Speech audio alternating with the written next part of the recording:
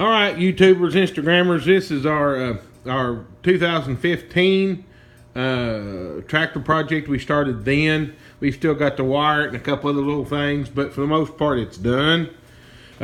We took it on a tractor driver. Actually, my dad and brother-in-law did back last fall, and they decided it wasn't quite fast enough, so we're actually going a little bit bigger. This is the tires that was on it. I think they're a 900 by 24.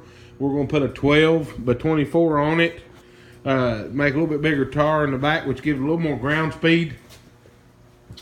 And we're working on that. There's another 9 by 24 we ain't changed yet, but we've got a 12 by 24 back there in the back that we're putting on that pink center right there. But when they pulled the 9 by 24 off, the studs were boogered up. The threads was boogered up, and I'll show you here.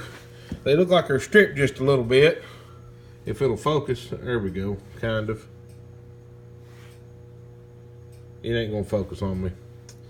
Nevertheless, the fine threads was boogered up. They're 9/16 by 18, and what I'm doing here is taking a 4 flute 9/16 by 18 tap and going through as a thread chaser, and I've already done 5 of them. Here's the 6th one, and we'll be ready to put some never sees on these studs and put the wheels back on. But that center, the reason them studs is, as long as they are, these dishes on this tractor are not the thin sheet metal dishes like on Frankie, or the rat rod I built.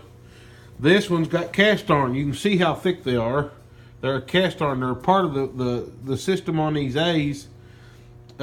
One side had a cast iron and the other had a stamped center, a thin center, and it was because an A was an offset tractor. But we took another A long axle and made this one a BN by measurements. If you'd measure it, nobody'd know any difference that it wasn't a BN until they started looking and found the serial number. But we also turned the drop axles upside down, and I think I posted some pictures of that on Instagram. But there is the drop axles turned upside down, and this is the original set of fenders off of an A that we put on a set of angle iron brackets to raise them up to the top of the tires like the other side there. And we had a set of pan seats on it like would have been original for an A or a B with the brackets, the seat brackets. But that tractor drive proved that them was not quite what we needed, and we went to build another bench seat like we have on our big Farmall B that has a bench seat on it. This seat is actually 48 inches wide,